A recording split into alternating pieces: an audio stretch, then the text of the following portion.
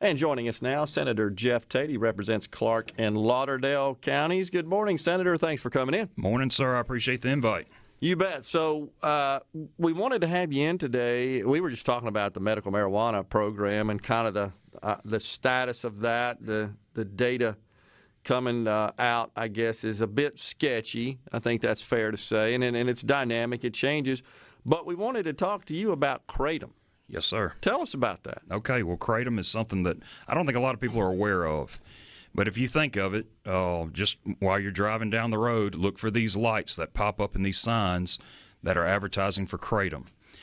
And right now in Mississippi, we have no rules, laws, regulations about Kratom whatsoever. It's the Wild West when it comes to Kratom. In Alabama, it's completely banned. What is it exactly? Tennessee. It's a drug. It's a plant. That can be adulterated. And when you adulterate it, and that's what we have here in Mississippi, you have something that's highly addictive. And so, for example, right now you can go to your local convenience store and you'll see on the shelf as you check out, there'll be something that looks like a bottle of 5-hour energy drink. It's packaged the same way. It's something completely different, but it looks like that. It costs about $10. You take one and you feel good. You're not going to be late for work. You're not going to do a sloppy job. You're not going to get in a wreck. You're not going to do anything like that. You're just going to feel good until it's not in your system anymore and before you want another one. And as you go on for a matter of a few weeks, it's where every waking hour you've got to take a shot of it. So you're talking $90 to $150 a day you're having to spend on Kratom. One or two things can happen. You can try to get off of it, and what will happen is for the next 30 days you will have just suicidal thoughts. You would just not. It won't smell good outside. Nothing will taste good. Nothing will be good. Now I'm talking about adulterated Kratom. I don't want to get into the pure Kratom, but the adulterated Kratom. Yeah. Or you can't afford it, so you turn to something like heroin, which is cheaper, and so. It's just a drug that's highly addictive that not a lot of people know about. There's about 30 municipalities and counties in the northern part of the state that have banned it. I was on the phone just yesterday. I had a lady call me from Pearl River County, and her husband is on it bad. And so she wanted to see what she could do to try to ban it there. I got her in touch with the chief of police in Oxford, and so they're going to try to take some steps to try to get it banned there. I've had a bill filed that was going to Schedule 1 Kratom period.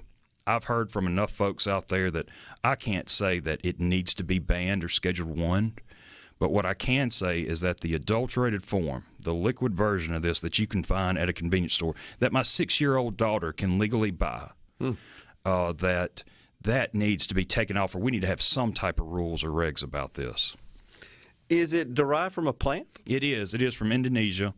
And what manufacturers do is they just add all these highly addictive chemicals with it. Okay. And when you take it, you feel the effects. Like there's no question. I've never taken one, but I've talked to plenty who have. Yeah.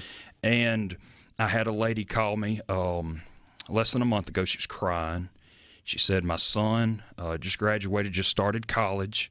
He got overwhelmed. He was at a convenience store. He saw where there was a little bottle that said it would feel good energy is what was on there. He took it. Sure enough, he wasn't as overwhelmed. He could get on his studies. But then he realized that he was addicted to it shortly thereafter, got off of it. He says he has demonic voices in his head right now. He's in a rehab center in Louisiana. This happened in the course of just a few weeks. And, again, I want to be crystal clear because there have been some confusion. I'm not for just Schedule 1-ing Kratom like I have in the past. That may be the route that we need to go, like I believe Alabama, Tennessee, Arkansas has went that route. Georgia has went to not completely ban it, but to put some age limits there. I'm getting some mixed data on whether or not it's adulterated Kratom is banned or not banned there. But anyway, that's one of my priorities for the 2022 session. Are you seeking to ban it or just institute some sort of regulation? I want us to have some regulations on it. I've heard from a lot of folks that were addicted to opioids, and this was the only thing that they could get on, not the liquid version, but the leaf version. There's a powder version of it. It's sort of like medical marijuana debate that's going on now, where people say, look, without this, I'm going to have to resort to harder drugs. And so Kratom's kind of in the same category where where I'm focusing is where we're getting away from pure Kratom and we're getting to something that's just highly addictive where we have no laws on the books whatsoever. And it's presently not listed as a Schedule I drug It's by not. the FDA, right? It's being looked at, talked about. Doctors, are suggesting that it should be, but it's not right now. It's not. I believe the U.S. Drug Enforcement Agency is calling for it to be scheduled. That's what I understand. And or even banned. Yes, sir. So what I understand is during the spice laws that happened several years ago, that this was the one that slipped through the cracks. I got you. So I'm kind of surprised to hear, though, we have some counties that prohibit it, others that have no such prohibitions, and so it can be purchased in those counties. And what I understand, it's not illegal to have; it's just illegal to sell. I got you. That's how they do it. So that basically gets rid of it. And we had hearings on this pre-COVID. Last year's session, we did have some hearings on it. Since COVID, it's kind of not been something that's looked at, but.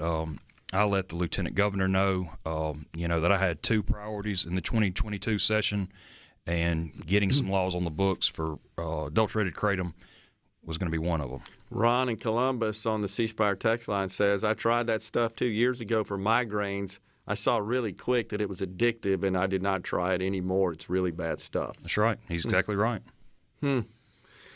Interesting. So have you talked to the lieutenant governor about it? And, yes, sir. And what committee would take this up? Well, it was in drug policy before.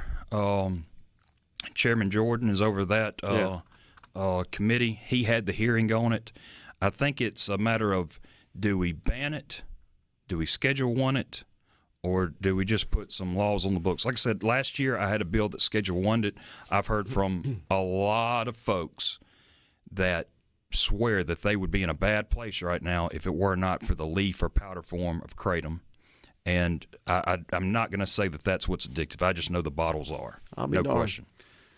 So on the C Spire text line from Blake, he says, it feels like all this synthetic marijuana and kratom and spice is all there because regular marijuana is not. You think that's the case? He could have a point about that. Absolutely. That now I'm not saying that I'm willing to go there to vote for that. Yeah. But certainly you can make an argument there with it. And the thing about kratom is it's just there's not a lot of people that know about it. Yeah. But if it affects your family, you know all about it. And when there's any type of news out there that we're looking to do something, my emails get flooded, my phone lights up over it because it's something that affects a lot of families. Yeah. Wow.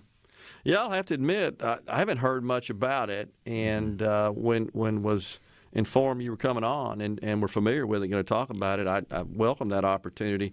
So, all right, so what has the lieutenant governor and other folks in the Senate, maybe you've talked to some House members as well, what are their thoughts? I talked to Chairman Yancey about it, and, from what I understand, he just on the House side. Yes, sir. He just wants to make sure that we're not legitimizing something that should be banned. I got you. And that's good that he's going to take his time with it, not just go right in. But like I said, it's going to be one of my two priorities that I'm going to make sure that at the end of the day they're going to be tired of hearing me say, let's do something with kratom, because again, anybody can walk in and buy it. It's easy. It's right there. They always keep them right there at the counter because someone is going to shoplift that thing if they're addicted to it and it was somewhere else. That's why they keep it there. They keep it behind the glass. Yeah. I was in a one of these stores that just sells kratom and these all those type of related things. Cigarette stores that aren't cigarette stores anymore. Yep. And it was a 19-year-old girl working behind the counter, and I said, let me see. Let me back up. I had a lady less than a month ago call me, the one that I told you about whose child was in college. And I said, well, is it kratom or what is it? She said, I don't know what it is, but I know what store it is, and I know what it was, a blue bottle. And so I said, well, I'm going to go to that store, and I'm going to ask for every blue bottle there is, take pictures, send it to you, tell me what it is. Sure enough, it was kratom. I asked the lady, I said, this kratom that's behind the glass here, do you ever take it? She said, oh, no, I don't want to look like the people that come here and take that. They shake. Oh, my gosh. Yeah. Well, we got a break right here. Can you stay around, Senator? Absolutely. We'll Yes, talk to sir. you about the 2022 session, Yes, some sir. other stuff. We'll be right back. We've got Senator Jeff Tate in the studio. Stay with us. Middays will return. We've got Senator Jeff Tate in the studio joining us. We were just talking about Kratom. So are you going to drop a bill, you feel Yes, sir. like? Yes, sir. I've already, we're in drafting right now with our attorneys. You know, obviously there won't be a special session called over that. So it'll be January before we get anything, out there. But yes, sir, absolutely we will.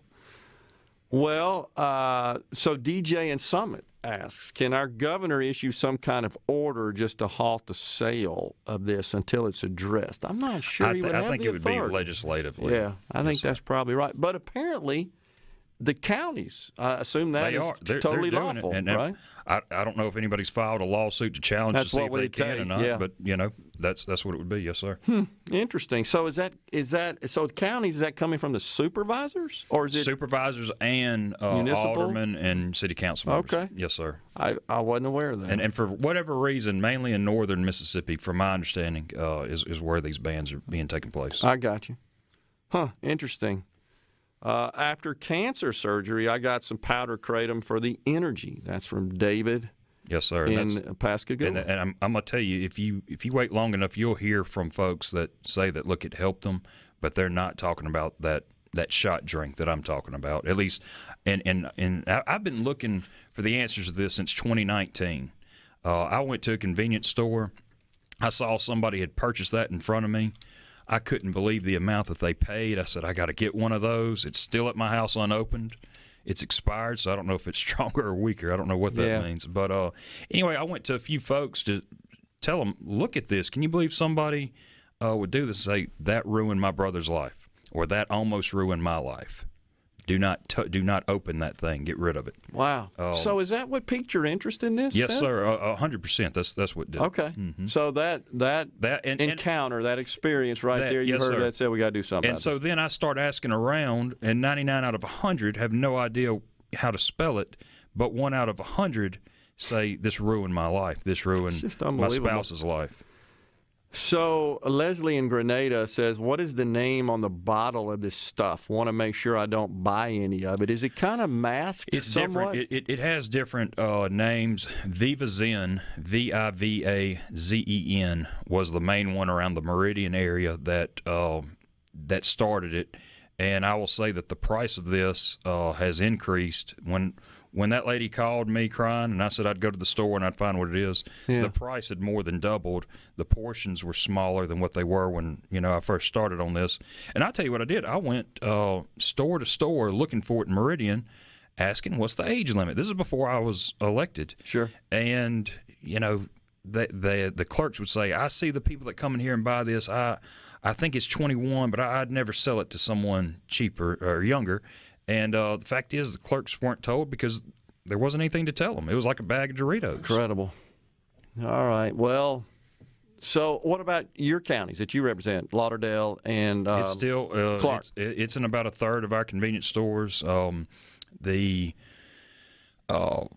board down in Quitman, in the city of Quitman, were looking for ways for what they needed to do. And last that I talked to our mayor, we've had a changeover since this conversation started. So I'm not sure how hard they're pursuing it, but the administration that was going out acted like they had all the pieces in place to ban it there. Gotcha. So for the benefit of our audience, it's Kratom, Kratom. That's right. Is the actual substance itself. Right. So.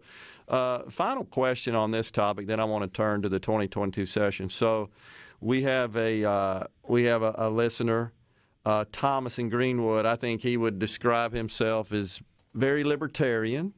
Okay. And he says, I take from his question here, which is so he's looking out for, quote, the welfare of humanity, that he would not want to see the government impose any sort of restrictions or prohibitions. What do you say to those who come from that? I get that, but at the flip side of that, I do believe that to have a good state republic, we have to have standards somewhere, and I also know that my 6-year-old daughter should not be able to go into a convenience store and buy something that within less than a week she would be addicted to, and you'd never know it. There needs to be something there that lets you know, hey, this is highly addictive. It's not there.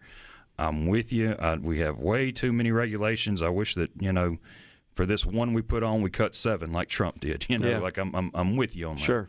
But this is just one that has ruined lives, and they didn't even know what they were getting themselves into. It's not like they were sticking a needle in their arm. Gotcha. It's not like they were going and snorting a line of something. Yeah. They were getting something at a convenience store. And the producers of this, they get real tricky with the packaging and the naming and the branding and stuff. So and again, people just don't know about Kratom right now. So I'm with you as far as we have too many regulations. We need smaller government. I'm with you, but with this, it's too easy to get addicted and it innocently happen. Yeah, so Thomas says, well, you're not really a conservative, but a big government status. But I guess, Thomas, the question is, to the senator's point, do you think that these products should be available for sale to minors? I mean, at a minimum, I can sort of see maybe it's adults, if they want to mess their lives up, that's kind of on them. But yeah, and again, I'm iffy on that. But this isn't Kratom that I'm going after. This is the adulterated version, synthetic forms of it. That's good point. That's where we are. Appreciate that. Good point, and I agree. All right, so medical marijuana, we can't let you out of here without talking about that. That'll work. That'll work. So, I'm just watching the bantering back and forth between the governor and certainly Representative Yancey, who's running point from the House side, Senator Blackwell, of course, on the Senate side. Rhino and I were talking about this before he came on the air. It doesn't feel like we're going to get a special session. What do you think? What are you hearing? I'll be the last to know, but I would bet that we're not going to. Yeah, we're getting too close to December. Fact is, you get to middle of November and it's tough. There's no reason. All I know are rumors. That there may be major money out there pushing for this to get done now. Yeah. Now they want it done now. But they're not talking to me. They're not calling me. You're just a senator. I mean, you got to vote. I'm just a guy in Southern Lauderdale County. That's it. Well, I appreciate your honesty, and not that I would expect anything less, but your candor on that. And I think that's the best way to state it, as you just don't know at this point. I think that is probably the same, which it applies to the vast majority of us. And at this point, it feels like only the really close inner circle They're the only ones that know. And again, it's only the inner close of the governor. Yeah. He's the only one that can do it unless he leaves the state and he plays it. I mean, his style is very close to the vest. That's right. That's what he does. And it was a 144-page bill. I read it. Now there's a 277-page bill. Wow. I started it. We got it, I think, 2 evenings ago. And so I've started reading through it. I have concerns in it, but I'm not all the way through it. And I know this, I'm going to read it, and it'll change again. Yeah. But, that's part of the process. That's what you have to do. Yeah, that's absolutely right. All right, so what are some of your other priorities as we approach the 2022 session? Hard to believe. Well, one thing that I was before a state senator is I was an election commissioner in Lauderdale County for 10 years. Yep. And most all the state, when I was elected to that, including Lauderdale County, had touch screens for our voting machines. Mm-hmm. And they have a printer housing that's attached to them that was really an afterthought about this machine when it was built to tabulate votes. And the printers were just not very efficient. I could get into it and we would bore your listeners, but the fact is that it didn't do a good job of keeping a paper trail of how everybody voted, period. Yeah. Nobody would disagree with that.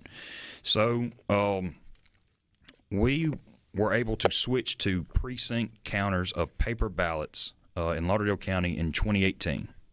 And as an election commissioner, all the little malfunctions that would happen, we can all remember in the 2019 election, there was a video that went viral of someone pushing one governor candidate name and the X coming up on the other. Yep. We don't have that problem with paper ballots. You have the perception of a rigged machine out of the way when you have paper ballots. When at the end of the day, if somebody wants to challenge the results, we can go in and hand count and that will supersede whatever the scanner does. Anyway, I want to get that in every precinct in Mississippi where we have paper ballots. And also, I talked about it offline, but cleaning up the voter rolls, which Secretary of State Michael Watson has been calling for, we got to address that again, too. Absolutely. What did you say, 250,000? Potentially 250,000 would come off with a bill that I authored and we passed out of the Senate last session. Yes, sir. We got to get that through the House and get it on the governor's desk and signed. Appreciate you coming in, Senator. Thanks a lot. Thank you. Appreciate it. Senator Jeff Tate from Clarke and Lauderdale Counties has been our guest. Stay with us. We got more talk on middays, and we got Christina Dent coming up and some foreigner tickets to give away. We'll be right back.